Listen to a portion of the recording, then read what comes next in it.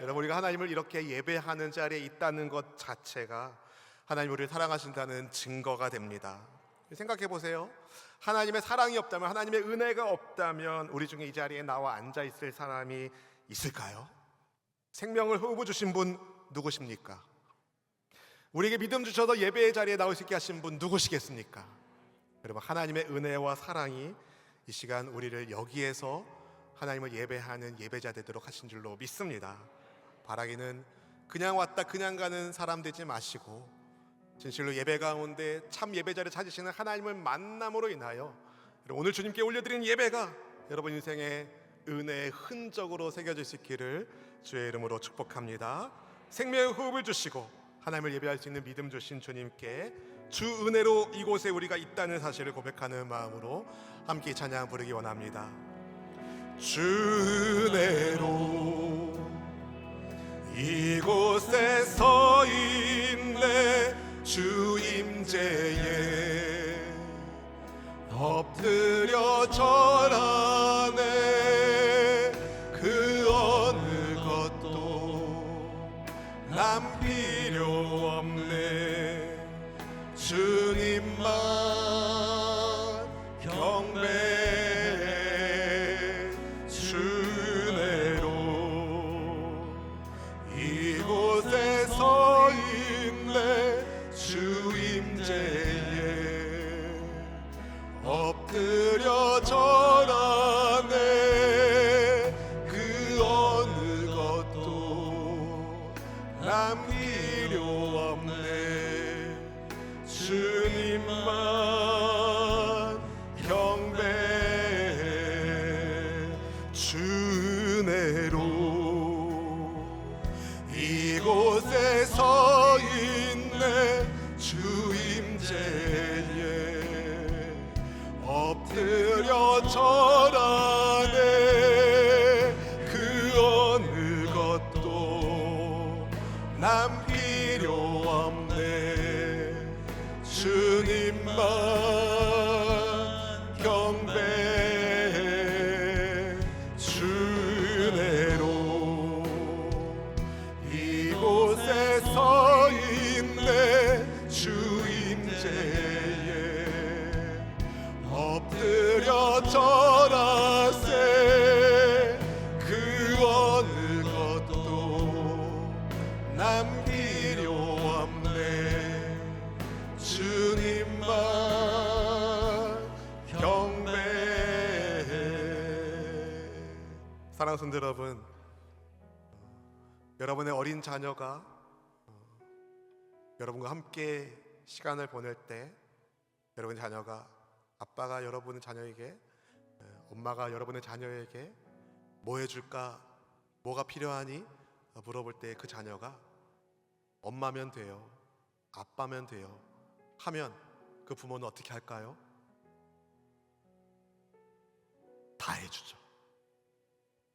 다 해주죠. 우리가 주님만 필요합니다 고백할 때 우리 하나님 어떻게 말씀하실까요? 내가 뭐 해줄까? 말씀하지 않으시겠어요? 오늘 그렇게 하나님을 예배하기를 원합니다. 하나님, 이 자리에 우리를 사랑하시는 아빠 하나님이 함께하고 계심을 감사합니다. 아버지 한 분만으로 충분함을 우리가 이 시간 마음 다해 고백합니다. 하나님, 이 땅에서 주님의 사람으로 부름받을 수 있던 것 오로지 주님의 은혜가 우리와 함께하고 계시기 때문인 줄로 고백하오니 감히 하나님을 아빠 아버지라 부를 수 없는 우리를 하나님의 은혜의 장중 아래 불러 모아주셔서 거룩하신 하나님의 자녀로 인쳐주시고 지금까지 지켜주시고 보호하여 주시고 은혜 베풀어 주시고 복 주시고 평강 주신 것 감사합니다. 주님의 영광 중에 하나님의 백성으로 부름받은 우리가 이 자리에 하나님을 예배할 수 있는 것 주님의 사랑과 은혜 덕분에 사실을 잊지 않게 하여 주시고 오직 하나님께 집중하는 진실한 예배자로 이 시간 함께하기를 원하오니 성령 하나님 이곳에 임하여 주시옵소서. 성령 하나님을 환영합니다. 인정합니다. 모셔드립니다. 우리의 삶의 모든 흔적들이 하나님 우리를 사랑하신다는 은혜의 흔적으로 채우시기를 원합니다. 부족한 이 종의 입술을 성령 하나님 붙잡아 주시고 오직 생명의 하나님 말씀이 온전히 증거될 수 있도록 역사해 주시옵소서. 우리의 속사람을 그리스도의 형상으로 새롭게 하여 주시는 우리 구주 그리스도 예수님의 이름으로 간절히 기도하옵나이다. 아멘. 우리 함께 주님을 예배하는 지체들과 이렇게 인사하면 좋겠습니다. 하나님 우리와 함께 하십니다. 주님 은혜 안에 우리가 살아갑니다. 주님 은혜 안에 우리가 살아갑니다. 사랑하는 성도 여러분, 하나님께서 우리를 사랑하셔서 주신 많은 선물 가운데 아주 중요한 선물이 있는데 그것은 바로 성경이라고 할 수 있습니다. 그렇다면 성경 전체의 주제를 여러분 무엇이라고 생각하십니까? 성경 전체의 핵심 주제는 예수님이세요. 요한복음 5장 39절에서 예수님이 이렇게 말씀하셨는데 우리 같이 함께 읽어보실까요? 너희가 성경에서 영생을 얻는 줄 생각하고 성경을 연구하거니와 이 성경이 곧 내게 대하여 증언하는 것이니라. 아멘. 예수님의 말씀대로 성경은 예수님에 대해 증언하는 말씀으로 가득 차 있습니다. 구약 성경은 오실 메시아 예수님에 대한 말씀이고 신약 성경은 오신 예수님 그리고 다시 오실 예수님에 대하여 말씀하고 있는데 그렇다면 하나님께서 왜 예수님을 성경 전체의 핵심으로 기록하게 하셨을까요? 죄로 인해 하나님과의 관계가 끊어진 인생들을 아빠 아버지께로 인도할 수 있는 분이 오직 예수님밖에 없기 때문입니다. 여러분 예수님이 누구십니까? 그분은 왕이세요. 그분은 공의로우시며 구원을 베푸시는 왕이십니다. 겸손한 왕이십니다. 이것은 예수님이 세상에 오시기 오래전에 스가랴 선지자를 통해서 하나님께서 말씀하신 약속이기도 한데요. 오늘 본문 9절 말씀을 우리 같이 함께 읽어보겠습니다. 시온에 따라 크게 기뻐할지어다. 예루살렘에 따라 즐거이 부를지어다. 보라 네 왕이 내게 임하시나니 그는 공의로우시며 구원을 베푸시며 겸손하여서 나귀를 타시나니 나귀의 작은 것 곧 나귀 새끼니라. 아멘. 스가랴 선지자는 시온의 딸들에게 크게 기뻐하라고 예루살렘의 딸들에게 즐거이 노래를 부르라고 말씀합니다. 왜 그럴까요? 공의로우시며 구원을 베푸시는 시온의 왕이 예루살렘의 왕이 오실 것이기 때문입니다. 그런데 그분이 무엇을 타고 오십니까? 나귀를 타고 오시는데 그것도 장성하여 큰 나귀가 아니라 어린 나귀, 나귀 새끼를 타고 오신다고 말씀해요. 만약에 여러분이 왕이시라면 왕의 도성에 입성할 때에 어떤 모습으로 들어가고 싶으십니까? 아주 화려하게 준비된 퍼레이드를 하면서 크고 아름다운 백마 위에서 손을 흔들며 왕의 위엄을 최대한 보이고 그 권위를 보이면서 들어가는 것이 일반적인 왕의 행차일 것입니다. 그런데 오늘 본문이 예언하는 예루살렘을 회복하게 하는 왕은 뭔가 다르게 오셔요. 그분이 겸손하게 오신다고, 정복자의 모습으로 화려하게 오지 않으시고 겸손하게 오신다고 말씀하고 있습니다. 얼마나 겸손하시면 어린 나귀를 타고 오실까요? 이 말씀이 여러분 예수님께서 나귀 새끼를 타고 예루살렘에 입성하심으로 인하여 성취된 줄로 믿습니다. 요한복음 12장 12절에서 15절까지 말씀 조금 길지만 같이 함께 읽어보겠습니다. 그 이튿날에는 명절에 온 큰 무리가 예수께서 예루살렘으로 오신다는 것을 듣고 종려나무 가지를 가지고 맞으러 나가 외치되 호산나 찬송하리로다 주의 이름으로 오시는 이 곧 이스라엘의 왕이시여 하더라. 예수는 한 어린 나귀를 보고 타시니 이는 기록된 바 시온에 따라 두려워하지 말라. 보라 너의 왕이 나귀 새끼를 타고 오신다 함과 같더라. 아멘. 방금 우리가 읽은 요한복음 12장 외에 다른 복음서에도 마태복음, 마가복음, 누가복음에도 예수님이 어린 나귀를 타고 예루살렘에 들어가시는 장면이 기록되어 있습니다. 왜 그럴까요? 너무 중요하기 때문에 그래요. 스가랴 선지자가 예언한 공의로우시며 구원을 베푸시며 겸손하신 하나님께서 보내신 메시아, 그분이 누구시다? 예수님이시다 라는 것을 보여주는 말씀이기 때문에 그렇습니다. 스가랴 선지자 시대의 왕들은 전형적으로 무력으로 나라를 다스렸어요. 강력한 군세력을 바탕으로 나라를 확장하고 지배했습니다. 바벨론이 그랬고 페르시아가 그랬고 알렉산더의 그리스가 그랬고 시저의 로마가 그랬어요. 지금도 그렇죠. 각 나라마다 강력한 군사력을 갖추려고 하고 있지 않습니까? 그런데 공의로우시며 구원을 베푸시는 왕으로 자기 백성을 찾아오신 메시아는 전쟁의 무기로 세상을 다스리는 분이 아니십니다. 그분은 전쟁을 끝내시고 할렐루야 화평을 전하시는 분이십니다. 본문 10절 말씀이 그것을 말씀하고 있습니다. 같이 읽어보겠습니다. 내가 에브라임의 병거와 예루살렘의 말을 끊겠고 전쟁하는 활도 끊으리니 그가 이방 사람에게 화평을 전할 것이요 그의 통치는 바다에서 바다까지 이르고 유브라데 강에서 땅끝까지 이르리라. 아멘. 예루살렘을 회복하게 하시는 그분은 에브라임에서 병거를 없애시고 예루살렘에서 군마를 없애시고 전쟁할 때 쓰는 활도 꺾으신다라고 말씀하고 있습니다. 그분은 유대인에게만이 왕이 아니라 이방 사람에게도 화평을 주시는 왕이십니다. 이 예언의 말씀을 그리스도 우리 예수님이 이루셨어요.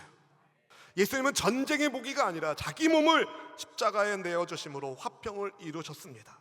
예수님의 십자가 공로로 하나님과 화목하게 된 우리 성도는 예수님 안에서 샬롬의 복, 평화의 복을 받게 된 우리는 크게 기뻐하며 즐거이 주님의 은혜를 노래해야 할 줄로 믿습니다.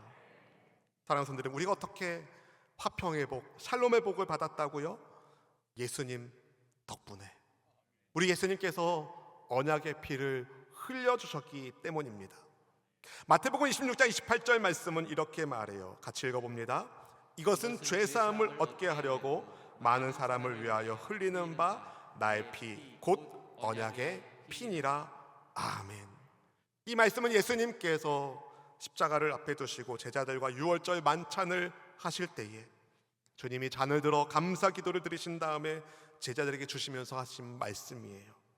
이것은 죄사함을 얻게 하려고 많은 사람을 위하여 흘리는 바 곧 나의 피 언약의 피니라. 하나님의 어린 양이신 예수님께서 십자가에서 언약의 피를 쏟아 주셨기 때문에 예수님을 믿는 이들이 여러분 죄로부터 자유롭게 된 줄로 믿습니다. 근데 이것은 예수님이 십자가 지시기 훨씬 오래전부터 스가랴 선지자를 통해서 주신 말씀이 이루어지는 사건이기도 합니다. 본문 11절 말씀이 이렇게 이야기해요. 같이 읽어봅니다. 또 너로 말할진대 네 언약의 피로 말미암아 내가 네 갇힌 자들을 물 없는 구덩이에서 놓았나니. 아멘. 여러분, 물 없는 구덩이는 아주 깊어서 거기에 빠진 사람은 자기 힘으로는 도저히 빠져나올 수가 없습니다. 나라가 망하고 바벨론의 포로로 사로잡혀갔던 이스라엘 백성들은 마치 물 없는 구덩이에 빠진 것 같았습니다. 그런 이스라엘 백성들을 건져주신 분이 구원자 하나님이신 거예요. 그분이 예루살렘으로 돌아오게끔 인도해 주셨습니다. 그 이유에 대해서 하나님은 하나님과 이스라엘 사이에 맺은 피의 언약이 있기 때문이라고 말씀하셨어요. 바벨론에 잡혀갔던 사람들 가운데 언약의 피로 맺어진 하나님의 말씀을 믿고 기다리는 사람들이 있었습니다. 그 남은 자들이 돌아올 수 있었어요. 그런 사람들을 오늘 성경은 뭐라고 말씀하느냐? 갇혀 있으나 소망을 품은 자들이라고 말합니다. 본문 12절 말씀을 같이 읽어보실까요? 갇혀 있으나 소망을 품은 자들아 너희는 요새로 돌아올지니라. 내가 오늘도 이르노라. 내가 내게 갑절이나 갚을 것이라. 아멘. 소망을 품을 만한 환경에서 소망을 품는 것은 믿음과는 아무 상관이 없어요. 소망을 품을 만한 환경에서 소망을 품는 것은 믿음과는 상관이 없어요. 그러나 소망을 품기 어려운 환경에서 소망을 품는 것은 믿음이 아니면 불가능한 일입니다. 그런데 어떻게 갇혀 있는데 소망을 품을 수 있겠습니까? 하나님의 약속을 믿기 때문이죠. 하나님이 함께 하신다는, 하나님이 건져주신다는, 하나님이 반드시 회복하게 하실 것이라는 믿음이 있기 때문이죠. 저는 이 말씀을 준비하면서 갇혀 있으나 소망을 품은 자들이 이 세상에 있으나 하나님 나라 백성으로 살고 있는 우리 신자라고 믿습니다. 하나님의 약속을 믿는 소망의 사람들에게 주님이 말씀하십니다. 내게로 돌아오라. 오늘 본문에서 요새로 돌아오라 하시죠. 이 말씀은 하나님께로 돌아오라는 말씀이에요. 왜 그렇습니까? 하나님이 요새가 되시기 때문에. 갇혀있지만 소망을 품은 사람들에게 하나님은 요새 되시는 하나님께로 돌아오라고 말씀하십니다. 몇 번 말씀하셨을까요? 따라해 보겠습니다. 오늘도 말씀하신다. 몇 번이겠습니까? 우리가 인생을 사는 모든 날에 하나님이 말씀하세요. 오늘도 돌아오라. 여러분, 어제 하나님께로 돌아왔습니까? 오늘도 하나님께로 돌아와야 되고 내일도 우리는 하나님과 함께해야 되는 줄로 믿습니다. 하나님은 이스라엘 백성들에게 여러 번 반복해서 하나님께로 돌아오라고 말씀을 주셨었어요.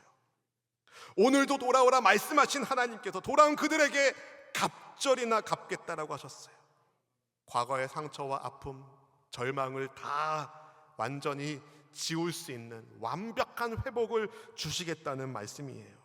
그것만이 아니라 하나님께서 완벽하게 회복하게 하실 뿐만 아니라 승리하게 하시겠다고 약속해 주십니다. 본문 13절 말씀을 같이 읽어보실까요? 내가 유다를 당긴 활로 삼고 에브라임을 끼운 화살로 삼았으니 시온아, 내가 네 자식들을 일으켜 헬라 자식들을 치게 하며 너를 용사의 칼과 같게 하리라. 아멘. 전쟁을 그치신 하나님이 왜 또 용사의 칼로 삼으신다고 말씀하셨을까? 이게 영적인 의미가 있다는 것을 생각해 볼 수 있겠죠. 하나님께로 돌아온 하나님의 백성들은 영적 싸움을 해야 됩니다. 마귀와의 영적 싸움을 해야 돼요. 그 영적 싸움, 마귀와의 영적 싸움은 여러분 우리 힘으로 이기는 것이 아니라 이기신 하나님과 함께함으로 승리하는 줄로 믿습니다. 하나님께서 에브라임을 끼운 화살로 삼으시고 용사의 칼로 쓰시겠다는 것은 하나님이 그들과 함께 하시겠다는 말씀이에요. 하나님이 함께 하시면 이깁니다. 이것은 역사적으로도 증명된 사건이에요. 헬라에 아주 유명한 왕이 있죠. 그리스에 아주 유명한 왕이 있습니다. 알렉산더 대왕. 이름만 알아도 알만한 그 왕이. 그런데 여러분, 세계 정복하다가 얼마 되지 않아 세상을 떠나고 말았어요. 대단한 위세를 자랑했던 그지만 하나님이 부르시면 세상을 떠날 수밖에 없습니다. 그의 사후에 그의 부하로 있었던 장군들을 중심으로 제국이 나누어졌어요. 그 중에 팔레스타인 땅을, 이스라엘이 있는 팔레스타인 땅을 중심으로 북쪽은 셀루시드가, 남쪽 애굽은 톨레미가 장악을 했어요. 이 셀루시드 왕조와 톨레미 왕조가 팔레스타인 땅을 두고 대결을 했는데 셀루시드가 이겨서 팔레스타인 지역을 다스리게 되었어요. 그런데 셀루시드는 강력한 헬라화 정책을 펼쳤습니다. 셀루시드의 안티오쿠스 4세 에피파네스가요, 예루살렘 성전에 제우스 신상을 세워요. 하나님을 예배하는 곳에 이방 신전을 세워요. 유대인들이 그 많은 돼지의 피로 제사를 드렸습니다. 이때 야훼 하나님을 모독하는 것에 격분한 거룩한 분노를 일으킨 유대인들이 일어나요. 마카베오 독립운동이 시작됩니다. 그리고 헬라의 셀루시드 왕조를 몰아내고 유다의 하스몬 왕조를 세웁니다. 하나님의 헬라의 강력한 군대를 물리치는 사건을 역사를 통해 쓰신 거죠. 여러분, 아무리 대단한 군세를 자랑하는 악한 원수의 나라라 하더라도 하나님이 승리하게 하시면 이기는 거예요. 할렐루야! 하나님이 친히 주의 백성들을 호위하시고 이기게 하시는 줄로 믿습니다. 하나님은 주의 백성들에게 완전한 회복과 완전한 승리를 주실 뿐만 아니라 주님의 백성들을 양떼같이 구원하시는 자비로운 목자가 되시기도 합니다. 본문 16절 말씀을 같이 함께 읽어보실까요? 이날에 그들의 하나님 야훼께서 그들을 자기 백성의 양떼같이 구원하시리니 그들이 왕관의 보석같이 야훼 땅에 빛나리로다. 아멘. 스스로의 힘으로 자기를 보호할 수 없는 양 같은 이스라엘을 친히 주의 양떼로 삼으신 목자이신 하나님이 구원해 주시겠다라고 말씀하고 있어요. 여러분, 하나님께서 목자 되어 주시는 인생은 보석처럼 빛나게 되는 줄로 믿습니다. 하나님의 구원 은총을 입은 백성들은 왕관의 보석처럼 빛난다라고 오늘 말씀이 말하고 있지 않습니까? 그뿐만 아니라 우리도 잘 되지만 우리 다음 세대도 잘 되는 줄로 믿습니다. 형통과 아름다움을 대대로 누리게 될 줄로 믿습니다. 여러분, 제 말이 아니라 성경의 약속이에요. 본문 17절 말씀을 같이 읽어보시겠습니다. 그의 형통함과 그의 아름다움이 어찌 그리 큰지 곡식은 청년을 새 포도주는 처녀를 강건하게 하리라. 아멘. 하나님께서 함께 하시는 총각들이 햇 곡식처럼 튼튼해지고 하나님께서 함께 하시는 처녀들이 새 포도주로 피어난다라고 말씀하고 있어요. 무슨 뜻이겠습니까? 그 땅의 풍요가 회복되고 그 풍요가 젊은 남녀들을 강건하게 만든다는 거죠. 믿음의 역사의 은혜가 흐르고 윗세대에 만났던 하나님의 은혜가 그 다음 세대가 만났던 하나님의 은혜가 그 다다음 세대에도 이루어진다는 약속 아니겠어요? 이전에 물 없는 구덩이와 같은 비참한 처지에서 포로로 잡혀갔던 나라에서 방황하던 이스라엘이 하나님의 은혜로 2배의 복을 받게 되는 은혜의 역사를 체험하게 된다는 약속의 말씀이 오늘 하나님의 백성으로 살고 있는 우리에게 주시는 약속인 줄로 믿습니다. 사랑하는 성도 여러분, 왕관의 보석처럼 빛나는 인생 살기를 원하십니까? 그렇다면 돌아오세요. 하나님께로 돌아오세요. 인류의 역사 속에서 하나님과 함께 지냈던 에덴 동산에서의 생활이 죄로 인해 끊어지고 난 이후로 하나님은 성경 곳곳에 계속 돌아오라고 말씀하고 계십니다. 주님께로 돌아오시길 바랍니다. 첫째로 구원을 베푸시는 왕 예수님께 돌아오세요. 구원을 베푸시는 왕 예수님께 돌아오세요. 여러분, 스가랴 선지자의 시대가 어떤 시대입니까? 나라를 잃고 왕이 없게 되고 왕을 빼앗긴 이스라엘 백성들이 포로로 잡혀갔고 포로로 끌려간 곳에서 시간을 보내고 하나님의 정하신 때에 다시 예루살렘으로 돌아온 그들에게 하나님이 새로운 왕이 오신다는 말씀을 주시니 그 말씀이 그들에게 얼마나 큰 기쁨의 소식이 되었겠습니까? 여러분, 우리에게 왕이 계세요. 우리에게 왕이 계세요. 우리 왕은 그런데 공의로우신 분이세요. 그분은 우리에게 구원을 주시는 분이세요.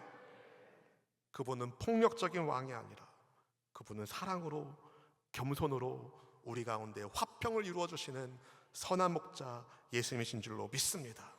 그분은 병거와 활로 말로 화평을 가져오는 분이 아니라 인간적인 방식으로 구원을 베푸는 왕이 아니라 전쟁의 패배로 오랜 고난에 시달린 이스라엘 백성들에게 전쟁의 방식이 아닌 화평의 방식으로 평화를 가져오시는 왕이신 줄로 믿습니다. 이게 얼마나 가슴 설레는 소식이었겠습니까? 여러분, 많은 군대가 있어도 용사의 힘이 아무리 세어도 구원을 장담할 수 없습니다. 그 사실을 알았던 시인이 시편 33편 16절 17절에 이렇게 말씀을 썼습니다. 같이 읽어보겠습니다.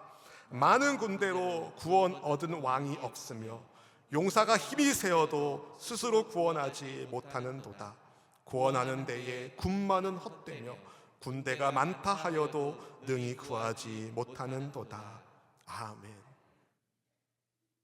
인류 역사의 가장 큰 제국을 이룬 가장 위대한 왕이라 하더라도 스스로의 능력으로 군사력으로 구원받은 사람이 아무도 없습니다. 오로지 하나님께서 보내신 메시아 그리스도 예수님만이 우리를 구원하시는 왕이십니다. 그러나 여러분, 딴 데 뭐 있나 기웃거리지 마시고 오직 구원을 베푸시는 왕 예수님, 우리 가운데 찾아와 주신 그리스도 예수님, 그분을 믿고 따르는 우리 모두가 될 수 있기를 주님의 이름으로 축원드립니다. 첫째로 뭐라고요? 구원을 베푸시는 왕 예수님께 돌아오세요. 두 번째, 목숨을 주실 만큼 우리를 사랑하시는 예수님께 돌아오세요. 목숨을 주실 만큼 우리를 사랑하시는 예수님께 돌아오세요. 하나님이 세상을 창조하시고 아름답게 만드신 남자와 여자가 어떻게 하다가 하나님과 멀어지게 되었습니까? 하나님께서 금하신 나무의 열매를 먹었기 때문이죠. 단순히 열매를 먹어서가 아닙니다. 그런데 하나님처럼 되고 싶은 마음 때문에, 보다 근본적으로는 하나님을 필요로 하지 않으려는, 피조물의 지위를 벗어 던지려는 교만한 마음 때문에 죄가 세상에 들어왔어요. 그 이후로 모든 사람이 죄의 영향 아래 살게 되었습니다. 물 없는 구덩이에 빠진 신세가 된 거죠. 모두가 스스로의 힘으로는 죄로부터 구원을 이룰 수 없는 불쌍한 인생들을 건져주시기 위하여, 그런데 하늘에서 왕이 오셨는데 그분이 공의로우신 분이신지라 죄인들의 죄값을 지불하기 위하여 자기 몸을 찢으셨죠. 언약의 제물로 바치셨습니다. 사랑하는 성도 여러분, 죄로부터 자유롭기를 원하십니까? 그렇다면 죽기까지 우리를 사랑하시는 예수님께 돌아와야 됩니다. 지금껏 하나님은 죄인들에게 돌아오라, 돌아오라, 돌아오라, 돌아오라 수십 번, 수백 번, 수천 번, 수만 번 반복하여 말씀하셨습니다. 인류의 역사 속에서 단 하루도 이 말씀을 안 하신 적이 없어요. 돌아와라, 돌아와라. 여러분, 끝까지 돌아오지 않는 사람들은 스스로를 심판의 올무에 묶는 어리석은 사람들입니다. 바라기는 목숨을 주신 만큼 우리를 사랑하신 예수님께 돌아오는, 그분을 의지하며 살아가는 우리 모두가 될 수 있기를, 그분 안에서 참 자유와 참 사랑과 회복의 은혜를 누리는 우리 모두가 될 수 있기를 주님의 이름으로 축원드립니다. 첫째, 구원을 이루시는, 구원을 베푸시는 왕께로 돌아오고, 둘째, 목숨을 주실 만큼 사랑하시는 예수님께로 돌아오라 하잖아요. 혹시 이런 생각하실지 모르겠어요. 목사님, 저는 이미 예수님께 돌아온 사람이에요. 그러니까 첫째, 둘째는 저랑은 좀 상관이 없을 것 같아요. 셋째 중요합니다. 여러분, 참 목자이신 예수님께 뿌리 내리세요. 참 목자이신 예수님께 뿌리 내리세요. 여러분, 스가랴 선지자는 바벨론에서 나고 자란 사람이에요. 그는 하나님의 은혜로 예루살렘에 돌아올 수 있었지만 예루살렘에서 삶이 참 힘들고 어려웠습니다. 그러던 어느 날 하나님이 그에게 말씀을 주신 거예요. 만군의 야훼 하나님께서 이스라엘을 호위하시며 승리하게 하는 그날이 온다고, 그날에 하나님께서 이스라엘을 자기 백성의 양떼같이 구원하신다고, 그들을 왕관의 보석처럼 야훼 땅에서 빛나게 될 것이라고 말씀을 주신 거예요. 그런데 이 16절의 말씀을 새번역 버전의 성경이 이렇게 번역을 한 것입니다. 같이 읽어보겠습니다. 그날에 주 그들의 하나님이 백성을 양떼같이 여기시고 구원하셔서 그들을 주님의 땅에 심으시면 그들은 왕관에 박힌 보석같이 빛날 것이다. 아멘. 말씀을 준비하면서 제가 여러 번역의 성경을 보는데요, 이 세 번역 성경을 읽으면서 너무 은혜를 받은 거예요. 여러분, 하나님께서 하나님의 백성들을 주님의 양떼와 같이 여기시고 구원하시는 그날, 그들을 주님의 땅에 심으셔서 그들이 왕관의 보석처럼 빛나게 된다고 말씀하십니다. 여러분, 이 말씀을 받았던 스가랴 시대를 생각해 보세요. 그동안 이스라엘 백성들이 이방 나라에서 유리하며 방황했거든요. 나라 없는 민족으로 살았거든요. 그들이 주님의 땅에 정착한다는 말씀이, 주님의 땅에 심어진다는 말씀이, 그들이 심어진 그들이 왕관에 박힌 보석처럼 빛날 것이라는 말씀이 얼마나 큰 위로가 되었을까요? 여러분, 혹시 지금도 어디에 마음을 두어야 될지 유리하며 방황하는 분이 안 계실까요? 오늘도 내게 돌아오라고 말씀하시는 주님께로 돌아올 수 있기를 원합니다. 목 잡는 양처럼 방황하는 이들을 불쌍히 여기시는 참 목자이신 예수님께 돌아오시기를 바랍니다. 그리고 그분께 뿌리를 내리세요. 사랑하는 성도들은 그분께, 예수님께 뿌리를 내리세요. 주일에만 내리지 말고 여러분, 월요일에도, 화요일에도, 수요일에도, 금요일에도, 목요일에도, 토요일에도 예수님께 뿌리를 내리셔야 됩니다. 여러분, 왜 세상이 교회를 손가락질하는지 아십니까? 주일에는 예수님께 뿌리 내린 것처럼 보이지만 일상은 예수님께 뿌리 내리지 않은 사람처럼 살고 있기 때문 아닙니까? 2019년 여름에 마닐라에서 로잔이 주관하는 글로벌 워크플레이스 포럼이 열렸어요. 그때 미국 프리스턴 대학에서 일과 신앙의 학부를 책임지고 있는 데이빗 밀러가 오프닝 메시지를 전하는데, 메시지의 결론에서 그의 스승 존 스토트가 돌아가기 전에 며칠 전 병원에서 있었던 한 스토리를 전합니다. 당시 몸을 가눌 수 없었던 존 스토트가 침대에서 자기를 좀 일으켜 달라고 해서 일으켜 드리니까 조금 걷고 싶다고 해서 신발을 신겨 달라고 한 거예요. 그래서 자기를 부축해주고 있는 데이빗의 손을 의지해서 힘겹게 이 작은 병실 한 바퀴를 돌고 침대로 돌아와서 앉았다고 해요. 그러면서 존 스토트가 이렇게 말했습니다. 데이빗, 우리가 너무 오랫동안 성도들의 발만 씻겨주었던 것 같지 않아? 이제 우리가 그들의 발에 신을 신겨주고 세상 모든 곳곳에 일터로 나아가 일하도록 힘껏 도와주면 좋겠어. 그렇게 말하고 다시 침대에 누웠다고 해요. 그리고 얼마 되지 않아 존 스토트가 세상을 떠납니다.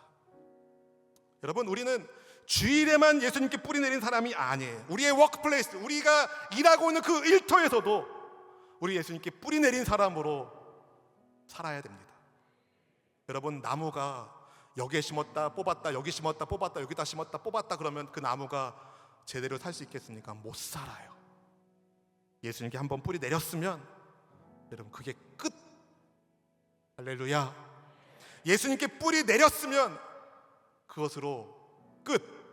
여러분, 다른 말로 예수님에 대한 의리를 지키세요.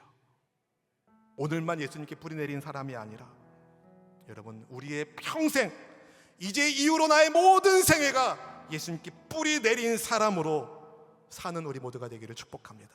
가정에서도 예수님이 내 삶의 근원이 되시고, 직장에서도 예수님이 내 삶의 근원이 되시고, 믿는 사람 믿지 않는 사람 누구를 만나든지 내 삶의 뿌리가 예수님께 박혀서 예수님의 사람으로 살아갈 때에 예수님께 뿌리 내린 그 사람이 구원의 영광을 누리게 될 것이고, 평화의 은혜를 누리게 될 것이고, 물 없는 구덩이에서 벗어나 갑절의 복을 받을 것입니다. 승리의 기쁨을 노래하게 될 겁니다. 왕관의 보석처럼 빛나는 인생을 살게 될 겁니다. 주님 주시는 풍성한 은혜를 누리게 될 것입니다. 그렇게 되길 원하는 분들은 아멘! 참 목자이신 예수님께 뿌리 내리는 예수님과 하나 된 주의 자녀 되기를 주의 이름으로 축원드립니다. 내게로 나오라, 영원히 영원히 목마름 전혀 없으리. 내게로 나오라, 가까이 가까이 생수의 근원 되신 주께 내게로 나오라, 영원히 영원히 목마름 전혀 없으리. 내게로 나오라, 가까이 가까이 생명의 근원 되신 주께. 내 갈급한 어느 것으로 채울 수 없네. 내 갈급한 어느 것으로 채울 수 없네. 내 갈급한 상한 나의 심령에 내 갈급한 부르짖는 소리 들으소서. 내 갈급한 주의 음성 들리네.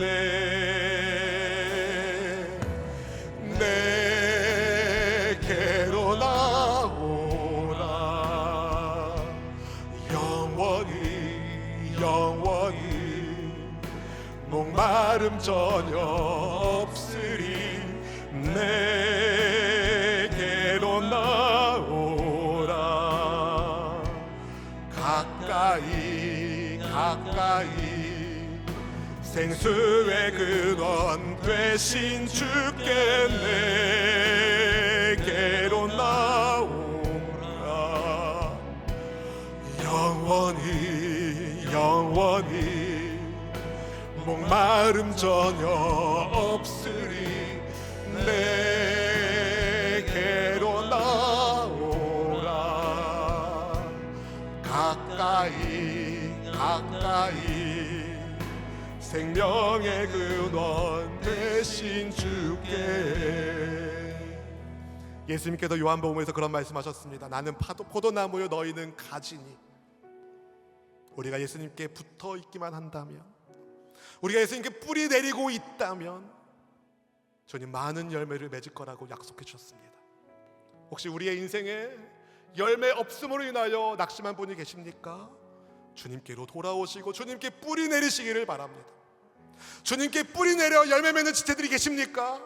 나의 능력과 나의 공로가 아닌 나를 왕관의 보석처럼 빛나게 하시는 주님의 은혜 덕분이라는 것을 고백하며 하나님께 영광 돌리기를 원합니다. 구원을 베푸시는 왕께 돌아오세요. 목숨을 주신 만큼 사랑하시는 예수님께로 돌아오세요.